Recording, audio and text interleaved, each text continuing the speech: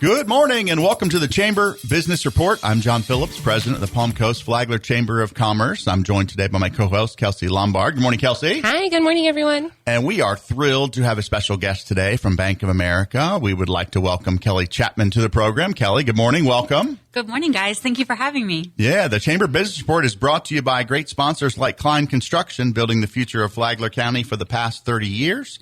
By Smart Technologies, they make business simple. By Intercoastal Bank of Palm Coast, community banking the way it should be, member FDIC.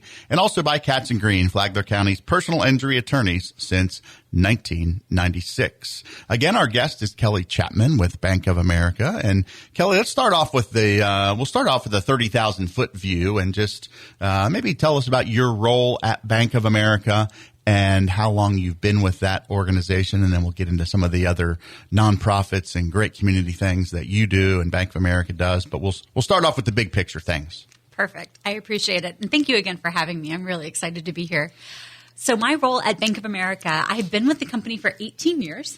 I am a Florida native. I've been back in Palm Coast for the past 4 years, which feels like it's gone by in just a blink of an eye, but at the same time, such a cool community and feel like so many partners that I have met in my time here, I've just known for forever.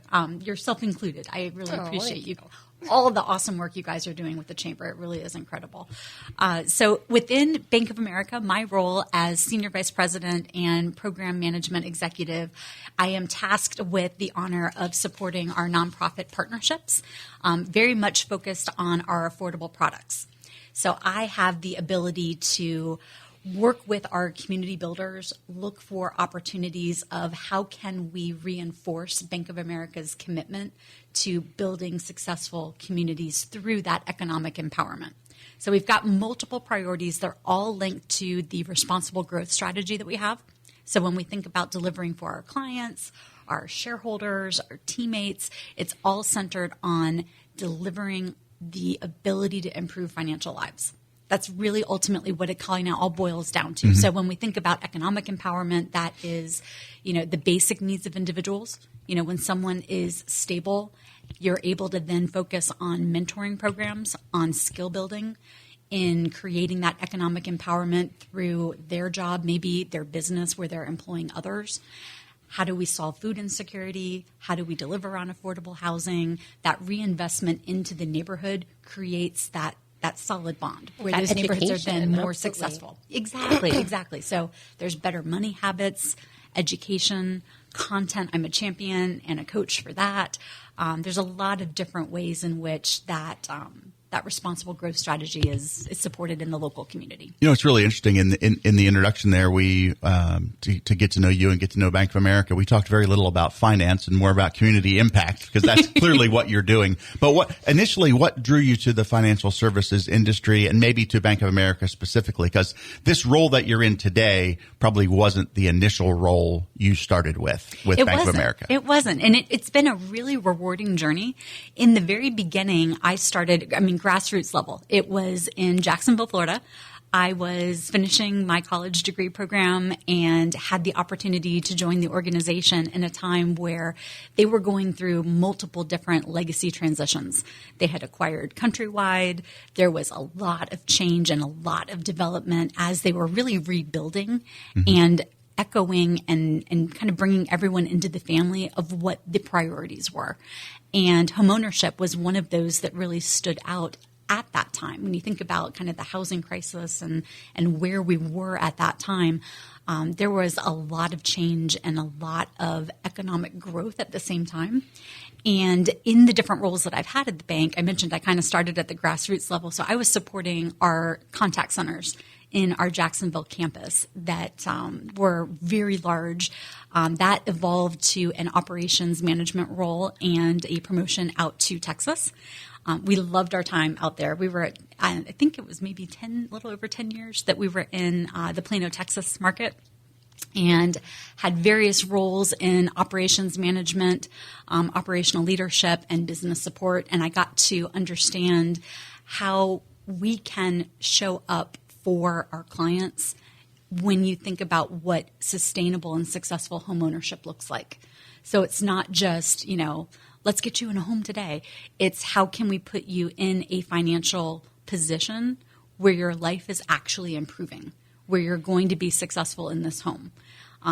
The last thing that you want to do is, be all excited to get your keys and then later on down the line have a significant issue where now your home is at risk and your financial life is not at all what you had originally envisioned. And those roles really brought me into kind of the mortgage side of the business, learning everything from the front end sales all the way through to the back end on servicing. And that was really rewarding. I really enjoyed that time. And then that eventually evolved into what other opportunities does Bank of America have where that sustainable promise of home ownership can be delivered. And that really has been, again, a rewarding experience, especially with the evolution of our responsible growth strategy and the affordable products the Bank of America offers, specifically the grant assistance program, and then the nonprofit partnerships that are centered on the affordable homeownership. Yeah, and I want to unpack that one a little bit, maybe in the latter segment here, but just continue to talk about. So you said you're originally from Florida. You started with Bank of America in Jacksonville. Did you grow up in Jacksonville? I actually grew up in Central Florida, in Altamont Springs. I was born in Winter Park and went to school in Altamont Springs, and so happy now to be in Palm Coast. My parents live here. My entire family is here.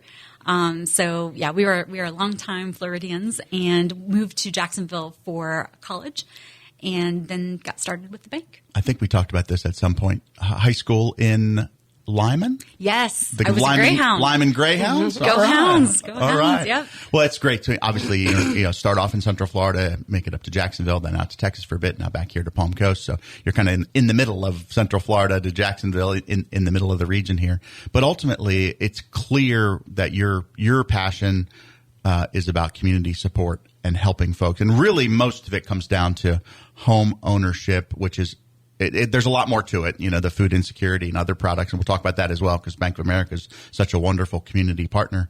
But I think when you first got started, did you match up your personal kind of values with Bank of America's values? That's what I'm reading into it about your passion to give back. You're not just like, hey, I'm going to be a teller and here's your check back. You had a passion for community support, and Bank of America shares that same mission. And I think it was a good match. That's how I'm reading it, at least. I want to give you a chance to expand on that a little bit. Very much so. From the very early days of my career and looking at what job opportunities were available and what did I want to do, I really sought out to find a company that I wanted to work for first, and then assumed and hoped, and thankfully they all did, that the positions would follow. And Bank of America's position in the community, I have been a lifetime client of Bank of America, as has my family. And to be able to see what they have done locally before ever working for them was something that really made an impact on me. And then as any job seeker would, right, you look into the company, you look into the values, you look into the mission, what are they about, what do they do? And their commitment has been unwavering in terms of the value that they put in showing up for their employees. When your employees are happy, your clients are happy. So they deliver for their employees, they deliver for shareholders, they deliver for clients, but they do it in the right way. There's a really underlying principle, and that's the responsible growth strategy. Everything ties back to how do you grow responsibly. It's not about the buy box and putting someone in the box and let's just get this done. Let's get you in this solution. Yeah, because what is the right thing? If you get somebody into the wrong home that they really can't afford, They get upside down in it, and nobody wins. The homeowner, really loses, and ultimately, whether you're the mortgage holder or you're involved in the financial aspects of it, the bank loses as well. That's very true. It's a lose-lose for everybody if you put your customer into the wrong product, essentially. And I don't mean literally a product, but into a product that they can't afford. Or just educating them on the grants that are available that they don't know that this is the biggest purchase that they're about to make, and being able to utilize the grants and the funding that are available to be able to get into that dream home, I think is so important. And you wear that. You can tell me the top 5 grants that are running right now on the top of your head, and the passion that you have to be able to bring that forward into your clients is amazing. And just what you do in the community as well. That means so much to me. Thank you for that. No I problem, really appreciate it. I do feel very passionate about it because The word is out, and we just need to help amplify it so that everyone knows and has access to it. There's the SHIP grant that we have talked about for first-time home buyers in the state of Florida. There is Bank of America's down payment assistance and first-time home buyer grant. There is a lot of opportunity with nonprofits. Here locally, one of our nonprofit partners came to Jacksonville. As a matter of fact, I'm hoping, and it sounds like they're going to return, and fingers crossed, for Flagler or Volusia County. I would love it to be in Flagler. But this nonprofit is called Neighborhood Assistance Corporation of America, better known as NACA or NACA.com. And they had a huge workshop out in Jacksonville at Edward Waters University. And their program, they've been partners with Bank of America for 30 years. And they have a special credit access program where for a home buyer, it is no down payment, no closing costs. There's a below market guaranteed rate. It's not based on a FICO score. So the financing is very much non-traditional. It's character based and very predicated on home buyer education. They really dig in and do a ton of counseling to ensure that not only is the home affordable on that day, but long term, they're going to be successful and sustainable in that home. So tremendous benefits within that program. So that's really exciting. Let's unpack that just a little bit, just to make sure, because that's something that the average person is probably not aware of. Exactly. Unless they come in and speak to someone at Bank of America and get educated. So NACA.com can get more information. Absolutely. Or they can reach out to Bank of America to get connected. But I think the internet, especially while we're in this medium on the radio and through podcasting, NACA.com. And get more information about that, because that's a game changer. Oftentimes it's the ability to get into that home is what's holding you back, whether it's the down payment or the credit history or both, as the case may be. Or even the mortgage insurance. I mean, when you add mortgage insurance and property taxes and all of that onto it, and with that program, that's another benefit. There's no mortgage insurance either. And sustainability, to be able to get into that home, afford it then, but be able long-term to be able to afford it as well. And being in, get the education. And because sometimes you can't break that cycle. You know, you end up in a rental because that's all you can afford, and you're actually paying more for rent than you would be paying for a mortgage because you can't get over that initial hump. And programs like this, not that this is the only one, but this is a wonderful program through NACA. And again, NACA.com, NACA.com, can get you over that hump towards the ultimate goal of home ownership and you know, being in the proper home at the proper price to be affordable long term for you and your family. It's ultimately that's the ultimate goal, right? That's what it's all about. And those that are invested in their home as opposed to renting really have a vested interest in their community. Yeah. So it makes communities stronger, healthier, more successful economically when you're creating sustainable home ownership. Yeah. We've talked a lot about home ownership and programs for individuals. There are also wonderful programs that Bank of America does for nonprofit organizations and for small businesses. I really do want to emphasize on the nonprofits, and we're going to talk about that in our second segment when we come back after this short timeout, because there are some wonderful programs, and I know you've alluded to a couple of them already, and we're going to talk more about some of them and some of the wonderful benefits that we have. A lot of folks in the chamber that run nonprofit organizations, and those organizations can benefit from some of the information that Kelly Chapman's going to share in our next segment. So we're going to take a short time out, and we'll be right back here on the Chamber Business Report.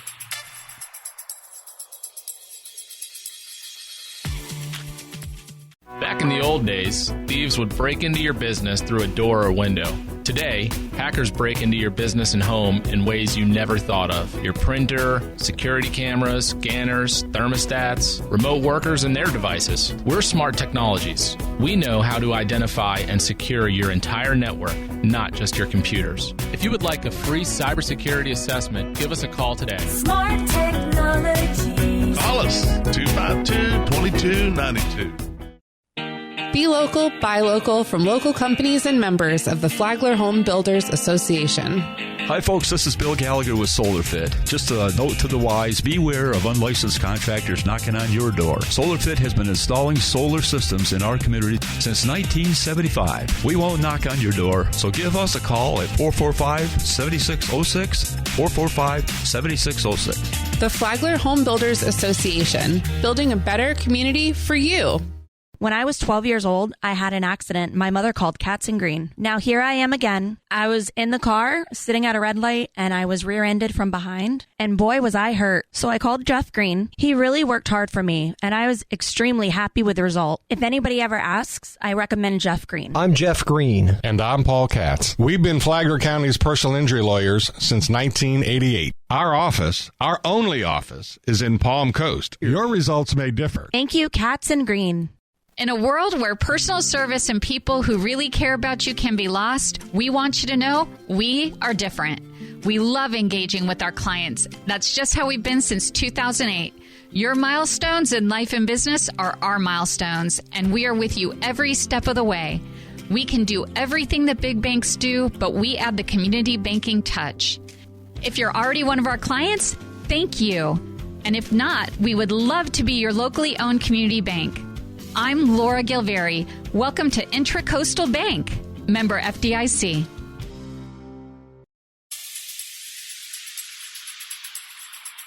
Good morning. Welcome back to the Chamber Business Report. I'm John Phillips, president of Palm Coast Flagler Chamber of Commerce, and our guest today is Kelly Chapman. She is with Bank of America here locally in Flagler County, and we are learning more about some of the wonderful programs that Bank of America does to help individuals in our first segment. But in the second segment, really want to focus on the nonprofit space and some of the community support that Bank of America does, and also even some of the small business loans and things as well, because we do have a ton of small businesses here in Flagler County. But we're going to start off with our focus on nonprofits and community give back. Kelly, you shared some great stats with me. The first one, $317,000. Number one was donated by Bank of America employees. And then it's like BOGO. Double it up. Bank of America matches it dollar for dollar. That 317, is that just here in Flagler County? That is just local. Just local. That is just local. So when you think about East Coast Florida and the markets that are comprised there, it is Flagler County, it is Volusia County, and it is Brevard County.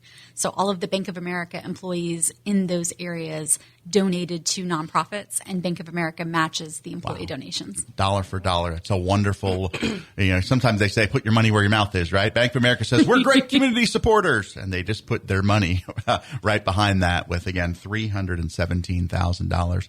And they give you all wonderful opportunities to take paid time off to give back and do community service to the tune of 31,000 community service hours that your employees have given.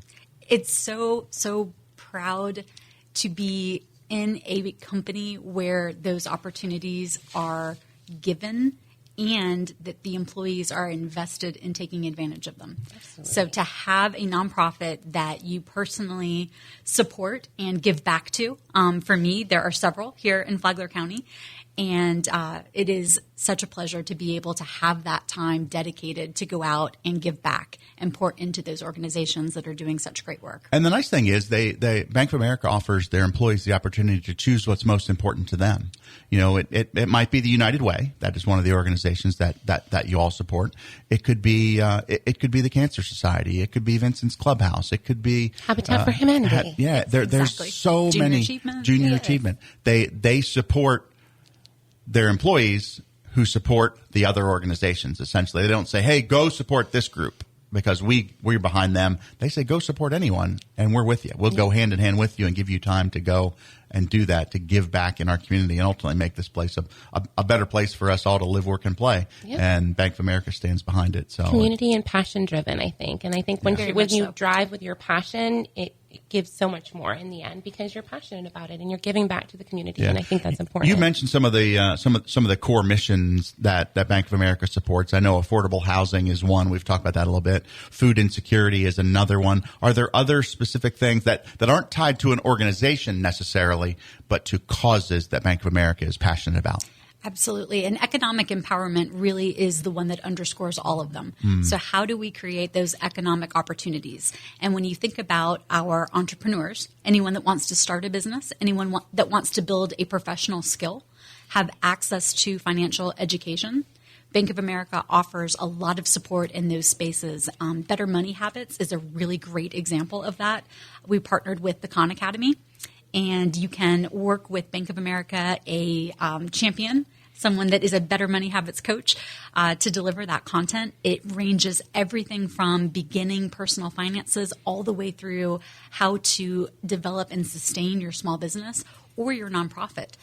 So there's a lot of skill building and resources available through that. And that creates the economic empowerment where when someone has a company and they're employing people, you think about your local community and all the great small businesses that we have, they have that economic mobility to create that empowerment for additional people in the community and build their skills. So that really kind of ties it all together when you think about the food insecurity, the affordable housing, when you have those basic needs settled, someone is stable and successful in terms of basic needs, then you can focus on the skill building. Then you can focus on the additional economic empowerment. Yeah, a couple weeks back, I was fortunate enough to get a tour of Flag, and both Carrie Baird and Cheryl Tristram were talking about some of the educational things that they do. And really the core starts with financial literacy, which is what you're talking about, economic empowerment. It's another word for similar subject. If you can get your finances in order and build a budget and become more empowered, it allows you to do all those other things. And not that it automatically takes away the food insecurity or your ability of affordable housing, but it's the first step that helps you get to those goals. And it's one of the foundations of building a successful future. Starts with financial literacy, and you all stand behind it. Yeah. We would be remiss if we didn't spend some time talking about the ways nonprofits can get support, whether that's through grants or zero interest loans or things to help them financially.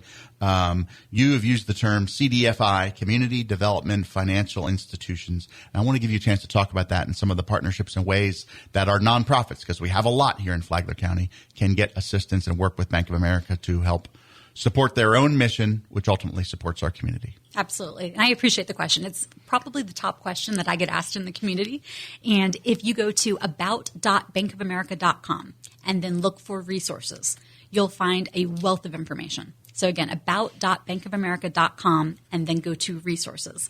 And there you will find our community grants. So our Neighborhood Builders program is phenomenal.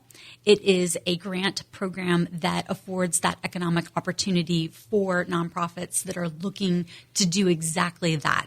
What aligns with responsible growth, what aligns with economic empowerment. And that program is really phenomenal. There's also sponsorship opportunities. It'll give details of the employee giving that we touched on.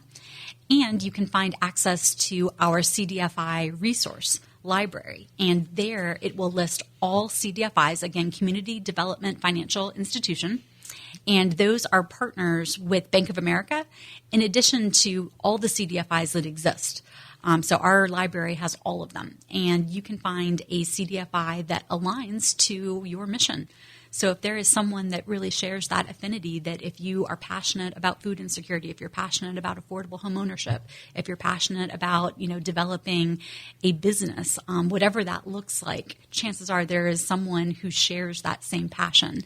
And with that type of economic opportunity, it is much different from a typical small business loan in that they are often either unrestricted grants or general grant opportunities. They may be in the form of a loan, potentially a 0% loan. There's a lot of economic opportunity within the CDFI space, and would really encourage everyone to go out on the internet, learn about CDFIs, go to about.bankofamerica.com and find those resources because it really does create that opportunity for someone that's looking for that non-traditional capital. A lot of small business owners initially think that they've got to take that personal financial risk, charge up the credit card and, buy the office equipment and do all the things that you need to do as an entrepreneur. Yeah, the startup expenses are what gets in the way oftentimes. It very much so, yeah. And that risk doesn't need to be completely, burdened in a traditional way. There are, a lot of non-traditional financial capital opportunities. I don't want to put you on the spot, and maybe we can't talk about some of them, but is there a personal success story through the CDFI that maybe you want to give a shout out to for somebody, whether it's here locally or somewhere else that's just really like you fly the flag and go, this was a great program for me to be part of? There are so many. Can I have you tell a story that you told me that I thought was amazing about your parents? Oh. Can we tell that story? We sure can. Okay. We sure can. So my mom and dad, I am so blessed to have two of the most amazing, amazing parents, and they have been so supportive throughout my life. I have a brother who now lives in Edgewater, so it's so cool to have the family all here together. During COVID, we were remote, as many of us were, if not all of us, apart from non-essential rather, that during that time, I had the ability to spend some more time with them. And that was awesome. But it also put into focus that they were really ready to start the next chapter. That burden of, the big house and the pool and hurricanes and fences and roofs and AC and heating. And I mean, the list goes on, right? When you're a homeowner, all of those different things that you have to worry about. So I thought, guys, let's just do it. What's holding you back? Let's just do it. Let's put a solution together where where would you want to be? What would you want to do? And I think the dream was always to be, out here on the coast and to have the whole family together. And the interesting thing for me at the time was that I had the opportunity through their eyes to really explore and understand what those programs looked like. So going through that intake process, the counseling process, understanding what that looked like to build the application and have all of that work. And had it not been for that, the affordability factor would have been night and day.